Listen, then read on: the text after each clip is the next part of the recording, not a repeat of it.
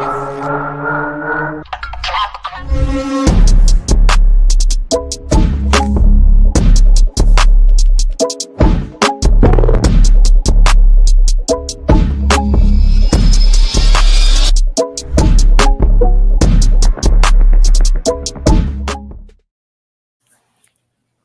worked. Thank heavens for technology advancements. I can't mess things up anymore when I hit starting the episode. Yes. Hello, Kristy. Hello, everyone. Thank you for joining us for In The Hot Seat. For those of you who are repeat viewers, thank you for joining us again. And for those who are new to the show, we hope you'll see you again.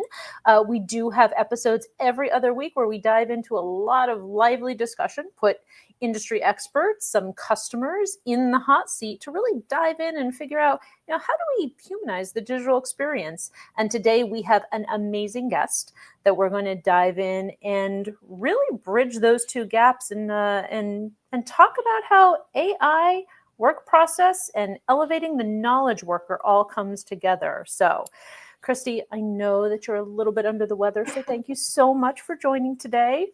Absolutely. I am significantly less under the weather today than I was last week. So at least I'm sitting up this week. That would have made for an interesting episode. It would. You might have been flying solo, but no, antibiotics are also a wonderful thing. Well, I'm super excited about today's episode, especially with, we talk about AI so much, obviously. It's been the hot topic for how long now? But I kind of feel like we're coming at it from a different angle today and really going to dive in a different way. And I'm really excited to have this conversation. I agree. And this may wind up being a bit of a hot seat. I know the more that we're getting into discussions now that I'm with Momba, the more we're getting into these AI discussions, we're hearing a lot more personal stories. And I know our CMO was at a conference last week, and he was talking to someone who said he has ADHD, and I have ADHD, so I'm not casting aspersions, right? I'm one of the ADHD people, and this person was saying that his brain chemistry tends to create blockers, and when he tries to do something in his job, it like blocks him, and he can't think through it all the way, or he gets so far in it and then his brain just kind of shuts down, and that's always held him back. And he made the comment to our CMO that having AI is like taking what's in his brain, and even though he's not able to say it or write it, it goes from this blank page to this draft of what's in his mind. And I think that's some of the power that we're seeing with AI, especially for those of us who sometimes have those blockers. Absolutely. Well, and ADHD is only one of it, right? If we open up that neurodivergent spectrum and we think about ADD and dyslexia and dysgraphia, right? Helping to formulate that tactical plan for that day, for the task at hand. I know as CMO for my company, it has been game-changing in terms of helping me execute more quickly, more strategically, and it becomes my sounding board, right? When you have a larger team or a smaller team and you think about how can I work effectively? We all hear about AI making you more efficient and more effective, but we don't necessarily, I think, ever talk about it in terms of task-oriented functions, as opposed to content creation is what you hear a lot about. But this is game-changing for how you go about your day, right? It's kind of having an assistant on steroids with me constantly that I can talk into my phone and my computer, and it just follows me all around. So it's amazing. I finally have an assistant for my life. Been trying to get one of those for years. Right? Well, and it's nice. I know I start my morning, I work from home, and every morning I start my morning by saying good morning to 3 different AI chatbots just to see what comes out that day. Sometimes I get a cool factoid. Sometimes I just get something that responds and lets me know that I am sitting upright and alive. So it's kind of interesting. And I'm really excited to bring Asim back, especially for some of the topics we're going to talk about today.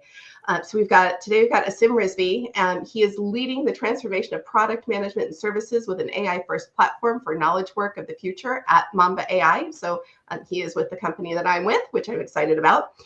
He's an executive leader with a unique skill set that spans across product management, product development, technology, and corporate strategy. Over 30 years of experience in developing and executing successful innovation and business strategies. He's an entrepreneurial founder with the keen ability to identify opportunity, execute, and succeed in challenging environments. He's also a member of the Forbes Technology Council, holding 5 patents for software innovation. Let's bring him in. Welcome, Asim. Hello, I'm gonna have to. Asim. Hey guys, I'm gonna have to live up to that introduction now.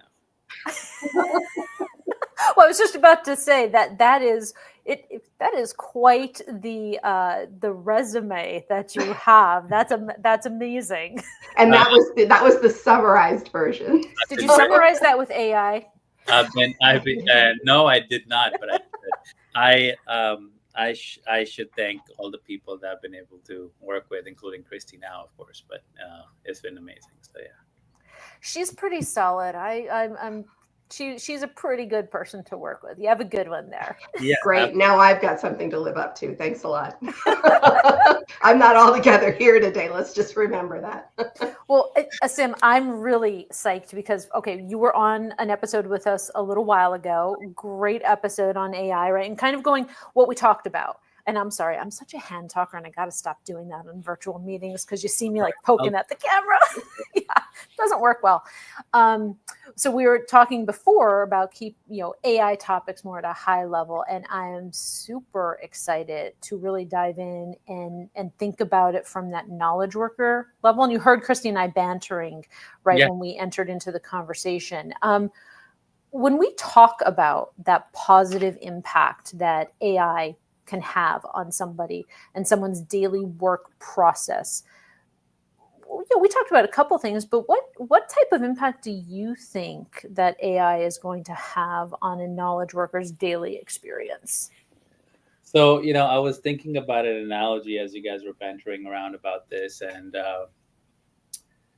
it's kind of a funny analogy and it might not work, but let's try it. So, only about 10 or 15 years ago, right? We had 4-cylinder cars that would have about 110 horsepower, right? And they would get you from point A to point B, but the experience wasn't the best, right? And then, we had a bunch of sort of focus on regulations as well as just, trying to get fuel economy better because people were demanding fuel costs were going higher, and innovation occurred, right? The first innovation that actually occurred that's lasting right now and is actually helping the car companies a lot is they started installing turbos in these 4-cylinder cars, right? Now suddenly you have a lot more horsepower, but your fuel economy is not as adversely impacted as having a V6 or a V8 engine, right? And now we have obviously got cars that are just breaking the mold in terms of what they can do. Hybrid technology did the same thing. For me, when I wake up in the morning as a knowledge worker, I think of AI as in the same sort of, frame, right? So I recently had to write a problem statement, very frankly speaking, for investor decks for Momba. And, I know the problem. I mean, I'm running the company. Like, obviously, I know the problem, but I can relate with the ADHD comment. In fact, I made a career change very early in my life when I was in college because I recognized not so much not so much medically, right? But my trend of thinking how I actually react to things, what gets the most productivity out of me and so on. And, I had to write a problem statement and I tried and I wrote one and it made sense. And then someone in our team actually went to me and said, hey, if you put this in ChatGPT, see what it comes up with.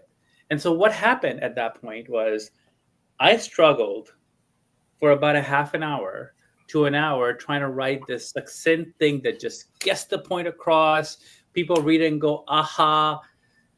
And I put it in ChatGPT. It not only gave me something that was very useful, now I was reacting to something, which is a different way of working for me versus just starting, like getting this car started is a lot harder. And it gave me all kinds of research that backs it, right? So that's a very small, like that's an analogy and an example, right? Now I have more horsepower. Now I can get to point A and point B faster, but also in a more comfortable way. And I'm not necessarily burning all of my energy on getting started. I'm burning my energy on doing the thing that I wanted to do, right? Yeah. So it's very interesting. Like that's how, it impacts me. And I think it impacts everybody at the company that that adopts AI as a mandate the same way. And it's hard to realize in a business case. It actually is something that you see happening. It's interesting for me to watch the adoption rate of AI as a way of life as opposed to a tool that we leverage, if that makes sense, right? We're always talking about AI as this tool that could augment, that could help you. And in reality, it's almost as game-changing as when the smartphone came out, right? Yeah. That was originally a tool that made us, it augmented it. It helped us become more productive because now we could have all of these applications in our hand. We didn't have to run to the computer to be able to engage in a way. That to me is like how AI has evolved. AI is now just a piece that is a given everyday solution or piece of technology that we leverage in both professional and personal lives, and thinking about it in the way of life, as opposed to it's a tool that helps me do XYZ. Nope, it's how you do XYZ. It's inevitable. So that leads to an inevitable adoption curve. Yes. Right? Right. Yes. There's no way that you can succeed in the future as a knowledge worker without having the ability to use AI. Now, that doesn't mean that you have to be a prompt engineer. It just means that you actually have to educate yourself on how to use it best. You mentioned, you sort of made a tool comment, right? So the systems that we use at work, anywhere from Word documents to Excel sheets, people have built applications in Excel sheet to actually, there's YouTube videos on how to do that, right? To like large enterprise systems that are running companies are tools. At the end of the day, they're software, they're tools. They go from one linear point to another, and you get an outcome. But most of the work, and I actually was on Michael's podcast the other day, and I said, look, most of the work that happens in a company that actually moves the ball forward in terms of making the company happen is unstructured work. Making the outcomes happen is unstructured work. So your customer success rep is sitting in front of a customer.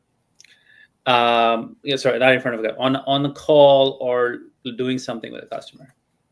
The transactional system that facilitates that is the system that gives them the information about the customer, the background, and so on and so forth, is the case that they filed. But the work that person is doing is unstructured. They don't know what that customer is going to say, right? They might see the case. They might see some case history. Good luck reading that while you're talking to the customer, right? And they might also be able to see all of the data associated with the customer somehow or the other. But in a real interaction where the customer says, well, I am happy with this, I'm like completely dissatisfied with that, right? If there was a coach behind them that they can go to and go like, hey, what are the biggest pain points for this customer? And it wasn't a search. It wasn't some case history. It was an actual coached answer. Mm-hmm. Now they are able to do their unstructured work in a whole different way. And that's the same stuff that across. So even in the workflow world, most of the work that somebody actually does, they have to react instinctively and do something unstructured. And that's where I think it's going to benefit a lot. I know most of the AI, at least I think, or I've read, most of the AI that people are using today as part of their jobs is embedded in those tools that they're using, right? And we've all seen it. Like if you use Google 360 for work, and you have Gmail as your work email, right? Mhm. And it'll pop up on the side and say, "You want a summary of this email?" And I'm like, no, I mean, I can read it, but that summary is actually really useful. But that AI is embedded within that Gmail application. Yeah. So talk a little bit about the difference between that and what being AI first means. Yeah. So, like, everybody will have an opinion on this, right? But I have mine, so I'll share that. Um, I think we use Google at Momba, and it does all those things. We have the Gemini subscription, and it does all those things. And I think that's crucial for summarizing an email. If you have 100 to go through, I think it really helps to actually summarize email. But if you're thinking about really capturing like the knowledge of the company and actually producing that coach, producing the ability to do unstructured work that you don't know about really, really well, then you actually need to be able to build a little bit different approach to AI. So that's what AI first is all about. AI first isn't about just sort of like, hey, I'll buy this plugin, buy this plugin, buy this plugin, buy this plugin. You can. They'll be siloed, right? And people will get some benefit from them in silos. They will sort of use them in their own creative way. They will get efficiency out of them a little bit. But there's no actual knowledge graph across the company that brings it all together and says, no, like this thing now is the powerhouse of like all the brains of the company, the knowledge of the company. And because of this, anything that we do, we could still use those tools and we could still use those capabilities like summarizing emails. That helps in summarizing emails, but it doesn't actually get work done. But if I have to do work and I want to raise the quality of that work, I want to get more out of what I do, I have to be AI first. And that means I have to somehow bring in my structured and unstructured data into a single place. And if that platform, if I can find a platform like that and I can adopt it, or I could take a strategy like that, and then our apps are driven by that, the things that actually we work on every single day are driven by that, and maybe they're provided by that, that's when I get the most out of it. And it makes it easier to actually adopt because you don't have to go and train people on 15 different things. People don't have to sort of get less value, little value, a lot of value based on how they adopt.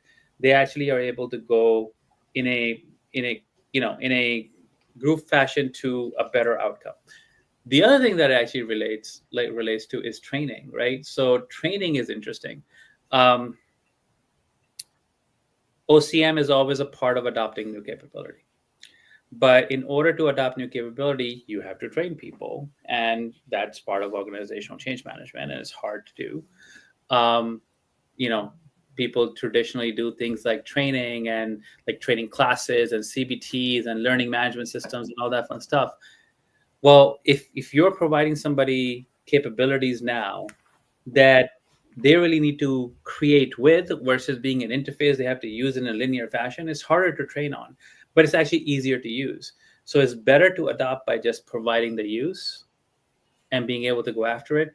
So as an AI first organization, you have to completely shift your thinking in terms of how you adopted, say, SAP, right? Or Salesforce or something else. Big implementation, lots of customization, off you go into training people. Then you chase after them to fill in fields that they didn't, right? Like that's not how AI is going to work. It's just invited to the meeting and it just does the summarization for me. That knowledge gets grafted to the brain of my organization. Now that's, if it's public, it's available to everybody else as well. I use this example of how an AI first knowledge organization would work. Is this one for us?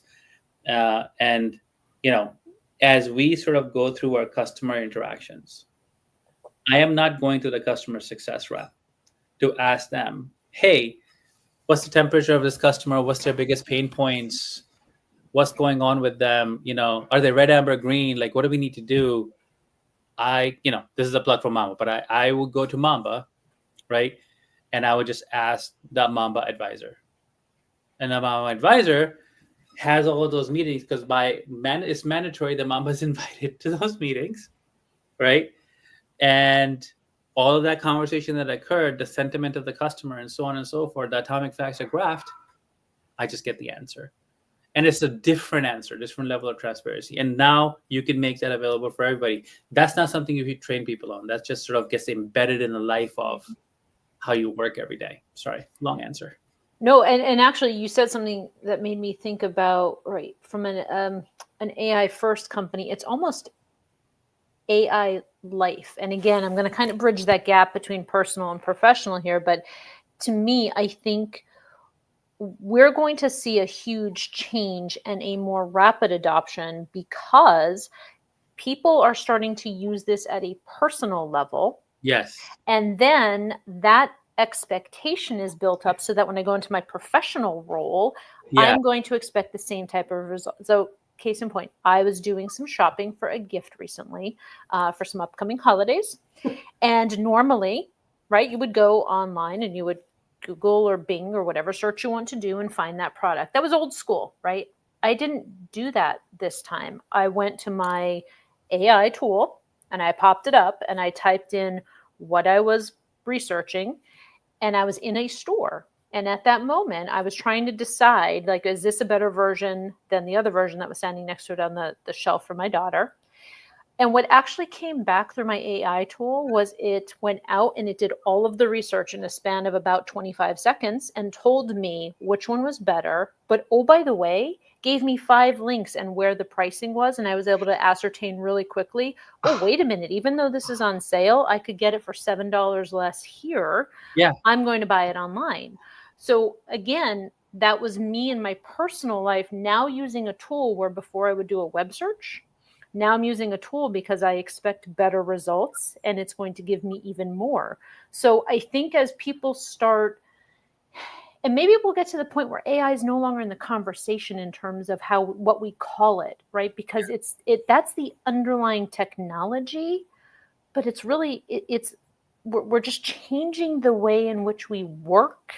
And AI is that underpinning technology that's driving the results. Yeah. I think we're going to get to the point where we just stop calling it AI, right? Because it's going to have different names for different things that you do with it. And yes. So that's one of the actually principal goals at Momba is we're trying to build a user experience for the agentic backends, that agents as a service that takes away the complexity of the whole word AI, the prompt, and all that fun stuff. You still have an advisor, you can still talk to it, you can do all those things, absolutely. But let's just take that away and give you, we're focused on knowledge workers, so create more of a knowledge worker experience. That's the experience of the future, right? Versus the experience of the past. Take away from linear workflow, go more to a workbench approach, right? One of the things that, we have in our vision that's very, very interesting, and a lot of people have spoken about it, but we feel like this is where you can really get to. So an example, all right, of how you use AI in the future versus how you used got the same data in the past. So you're an executive or a manager or someone in the team who wants to actually understand X, Y, or Z data about your customers or your SDLC or your something or the other, right? And it's all metrics based, right? It's data in transactional systems, so on and so forth. You go from there and you go, okay, well, I would like to get a chart somehow, because that's how you did it in the past. Analytics, dashboards, so on. But, good luck being someone who can actually use an analytics tool to build a chart, right? Because they're all complex to actually do so. You have to understand the underlying data. So you go to a data engineer, you get that built, eventually you have the answer. You're in a 3-week sprint to actually get something that comes to you in the PDF. Okay. But if you have all of your stuff, right, in a graph space, which besides Momba, many companies are going to do this, right, on their own too. You're exposed to now the ability of conversational analytics. This is sort of the term I use, which is what I like. Conversational analytics is, hey, can you tell me what the trend of major incidents are over the last 6 months? And it tells you. Can you break it down by customer? Here it is. Can you give me that in a nice pie chart by percentage? Here it is. You didn't do anything other than just talk to someone.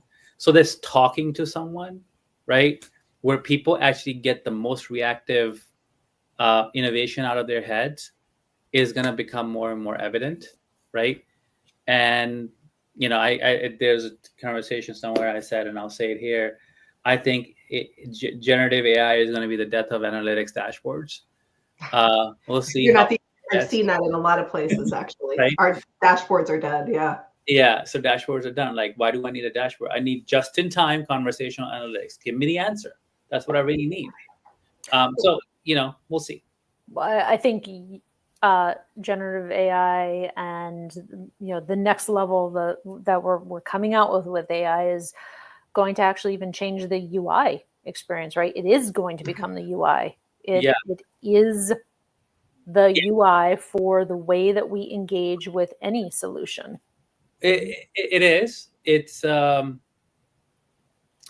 is. But one of the things that I've said actually in the hot seat in the past was, look, in order for it to actually happen, we can't expect everybody to become a prompt engineer. Right? So that piece has its place. Yeah. But there has to be accompanying that something that actually provides a workbench and a toolkit to do the things that you need to do linearly every single day, but compounded with all of that knowledge, compounded with the brain of the organization, compounded with advice, just-in-time user experience, like actions and things like that. And a lot of companies, not just us, are going in that direction, right, to solve for that. Go ahead, That's Kristy. a good segue, Jody. Do you want to bring up Thomas's comment? So we do have a couple questions that are coming in, and I know we don't usually steer away from specific product questions, but I do think that this one's a valid point to bring up and ask. There is a question you mentioned about what Momba.ai does. So what is the difference between what you do and what companies like Salesforce with Agentforce, what they do? So I mean, I don't want this hot seat to be a long Mamba conversation. We'll steer it back away, but it was worth bringing up that question since there's a few in there.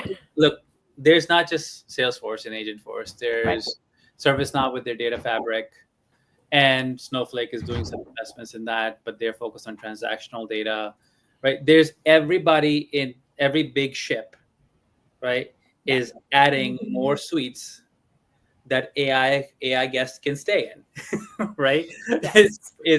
Is going to happen across the board. Then there's like this, okay, well, let's take a completely new approach foundationally to how this needs to work. And that's where Momba comes in. And Salesforce data is Salesforce, but very frankly speaking, Salesforce and the ISV ecosystem for Salesforce has a set of apps that are focused on the front end of the business in most cases, right? ServiceNow, for example, a lot of it is focused on the IT and the back end of the business, right? And some line of business. And those are silos of data.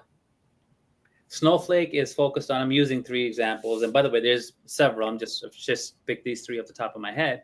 Snowflake is focused on bringing all of your transactional data into a single place in an easy way so that you can actually store it for cheap, and have security associated with it and expose it as many ways as you like for data engineering, for all those things. But most of those use cases are siloed. This is siloed on transactional data, as in specifically what happens in rows and columns in a database. In most cases, this is focused on sales-oriented and CRM and front-end data. This is focused on the back-end IT stuff data. There's SAP for line of business. There's Oracle for line of business. There's so on, so on, so on. There's no one who's going, okay, well, there's all this gold out there, and some of this gold belongs in a single place, but not to store it, right? So transactional data matters, not to store it. But in addition to that, there's another big gold mine of data for the organization that they can't get value out of, which is the unstructured data, the non-transactional data. So for example, the last security white paper I wrote that I should base my next security white paper on, right? Right. It shouldn't break any of its promises and add more, right? Right? Right? My contracts, my SOWs, my MOAs, my I'm using Momba example, but like all of these things just live in the Wild West. The brain dump that somebody did on a Zoom call to train an architect did in a Zoom call with someone else to say, this is how you actually operate and architect this microservice system for this industry, for this vertical, for this particular use case. It gets lost in meetings. It's talked about and it gets lost. We are in the business of bringing all of that together and then building vertical apps that actually help knowledge workers accomplish their job in a much more compounded, high quality and speed and scale way based on that. So then, we're about to launch in the next 6 months our product management, business analysis, project delivery app, which is going to compound all this information and make that a lot easier so that 80% of the grunt work associated with that is automated. And what you're focused on now as a business analyst, as a product manager, as an engineer, as an architect, as all those people, is either leveraging that knowledge and that stuff, or making decisions that really matter and using your brain for that instinctive piece, right? That's a different way of looking at the world in a workbench-like experience versus looking at the world as silos, right? So that's a little bit different. There's a bunch of other things, but I don't want to think forever because I could for Momba, and that's not a good idea. Well, so one thing, I know, Chris, you wanted to ask a question, but if I can interject for 1 second, because something you said regarding the prompt engineering, it forces everyone. I agree with you. Not everyone needs to become a prompt engineer. Not everyone needs to go down that path, because let's face it, that there's an art to it in order to get the desired result that you're looking for. However, it does force everyone, prompt engineer or not, I think, it pushes our boundaries of critical thinking as individuals, which is something if you think about when you're in meetings or when you're doing an assignment, it's a skill that's not as sharp as it needs to be sometimes across the board. Yeah. And I think AI is forcing that hand, right? Because garbage in, garbage out, a garbage prompt is going to yield a result that is not stellar. That it's not. And there's the fear of AI, there's a comfort seat that we sit in, so I really believe this is an opinion, so it's not all right. And I fall into it sometimes. There's things that we do again and again and again and again and again and again, and we're drilled into that if we do this for the organization or in the company we work for or in whatever facet, that if we keep repeating this same circle, that's our value and that's the value we're adding. So I'll use an example of a product manager. I personally have had to say to product managers, we need to make sure we write the stories well. And we need you to make sure you write those stories, you write those stories, you write those stories. As soon as you get something that is inbound, you need to write a story. And they hate that. But at the same time, I've seen people, once I've said that as a leader, fall into, well, that's what Asim wants me to do. And so that's how I create value. I write stories. Right? Wait a second. Like, that's not what I hired that product manager for. I did not hire them to write stories. They have to do that as part of their job. That's crucial, because without a record of that, how do I know what's actually going to happen? But that's not what. So, it's interesting. We have a comfort seat around that. We associate our value with the things that we do again and again. It's a habitual thing, right? And we have to step out of that comfort zone and go, well, no, like what I always wanted, which I talk about in meetings when I'm asked for feedback and engagement surveys, I want to be able to make more decisions. Well, now I can possibly do that. I need to walk out of my comfort zone and go do that, right? And, plug Momba will write the stories, right? So this is what I mean, right? Where like there's a lot of thinking that needs to change around this. But the original question for Thomas, I think it's about focusing on the unstructured piece as well as the structured piece, and then breaking the silos. So I think those are all really good segues into a question around what we opened with, Jody, which is for someone who finds it challenging using traditional forms of analysis. So I didn't start my career, but early in my career, I evolved into a business analyst role. And what I loved most about that role was the creativity that I could bring to bear, right? If I could think of it in the product and make it new and exciting, then I had the ability to actually get that into a work stream. My challenge was, as much as I could draw that on a whiteboard and I could talk about it to people and I could get concepts across, I had trouble actually sitting down and writing. And this is, early 90s, mid 90s, right? So that's back when requirements documents and the thud factor would tell you how good your requirements were, right? If you slam it down and it made a huge thud, you did a great requirements document. But getting it into that structure was always really hard for me. So can we talk a little bit about how AI is going to help that creative brain function to do the task, like you just said, right? Like, you don't hire a product manager to write stories. They have to do it because it's part of what they do. You hire them to be a product expert and to understand the market and to understand all that pile of data that has to go into formulating the next new cool feature in your product. How's AI going to help with that? Well, it goes back to that example of the problem statement, right? I'm an expert at Momba. I can say that confidently. but to write the problem statement, when I put it into ChatGPT, it gave me a lot more than I could come up with as I was just sitting there staring at the wall thinking about it for an hour. So what does that mean? It makes me more powerful. It makes me back my thesis, back my statement up with data, research, analysis, right? That's how it's going to do it. I'll use another example, and this is a true life story. So year 2000, I'm sitting at Morgan Stanley, and I've figured out how I'm going to actually manage a bunch of systems that were given to me that keep having outages. And my poor team does this. They wake up every single morning. When they come into the office, they browse through all of this stuff manually and go, wait, that's good, that's not good, that's good, that's not good. Oh, let me mark that down. Let me write it over here. Right. Like this, and I'm looking at them and I'm going, this is insane.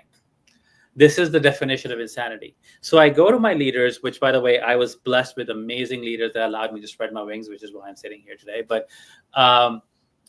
and go, I had this idea. I'm going to build a probably statistics-based, IQ-oriented business system that's going to tell us what the exceptions are, tell them what before they occur in the future, so we can handle them. We never have to do the chicken run. They go, okay, good idea. Go ahead. Now, here's the thing. I was 23 years old. So I had this much programming experience, right? And back then, this was Perl, and I had to write it in Perl. And I knew how to do it, but like, they're like, you could do it if you do it between 5 and 9 every single day. So I literally sat for 7 months, 5 p.m. to 9 p.m. in Times Square writing this thing. And I wrote it, and it worked. And it actually like killed it. Like, it got adopted by 160 like major applications at Morgan Stanley. But I could have probably done it in 3 months if I had an AI co-pilot. So what did that do for me? What it did for me was one of the major factors in getting my name out there in terms of somebody young who's going to be innovative at Morgan Stanley, which led to my innovation career and so on and so forth, getting me to my next promotion, getting me to this, getting me to that. If I had the AI co-pilot to do that with in the same shorter period of time, that ladder would have accelerated, because I didn't change from 23 to 24. The only thing that changed was that 9 months later, right? So that's a huge thing. That is a huge thing.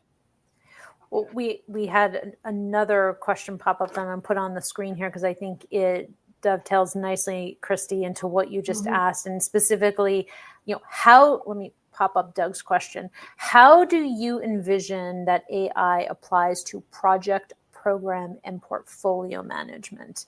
And Doug was referencing, applying AI to the customer service area. Yeah. So it's, it applies across the board, right? So I know that I'll reference ServiceNow a little bit in this context. So ServiceNow has some pretty strong products in this space, and they've just introduced the data fabric, and they have their agent intelligence that does help in actually making the life of a project manager or program manager much easier, because typically the job of a program manager often becomes doing the chicken run on everybody's behalf, right? Circling around, finding, okay, well, you've got that, but you're not talking to that person. You need to talk to each other. And oh, by the way, you have this status, but you think the status is really this. What is the real status? Let me get a report out. Well, we can get rid of all of that with AI, not the project manager. We need someone to lead the ship when we're actually doing a significant project. A product manager, a project manager, a program manager for larger programs, because it's not just the work, the development that needs to occur or the project that needs to be executed. It's also the organizational management, not organizational change, which is also there, but organizational management of that, bringing humans together, herding cats, all that fun stuff. So we need that, but they don't spend a lot of time on that. Often I find project managers that work for me spend a lot of time coming to me and going, I really can't get this answer, and I'm nervous about this and nervous about that. And it's mostly about the fact that they can't get the right answer because there's not enough documentation. Somebody did something, they didn't write it down, so on and so forth. Well, if you actually plug all of this together, the unstructured and structured data together, you can actually compound that effect of being able to get the answer really fast. So now, when your executive as a project manager comes to you and says, hey, by the way, how is that project going? You go, oh, yeah, I could tell you, or you could just ask, ask the platform whenever you want, right? So that changes like the transparency level, because guess what? Executives will come back and they will go, we're accelerating the date, or this is the date you need to deliver it by, and blah, blah, blah. And you have no way to use discovery and research data to tell them this is really when you should expect this to be done, because this is what it actually entails. So guess what? You get locked in that date, and then you run like a chicken to actually get that done. I've used chicken as an analogy. Eat lunch next time. No. Chicken today. But in any case, the point being, like, who wants to live that life? Right.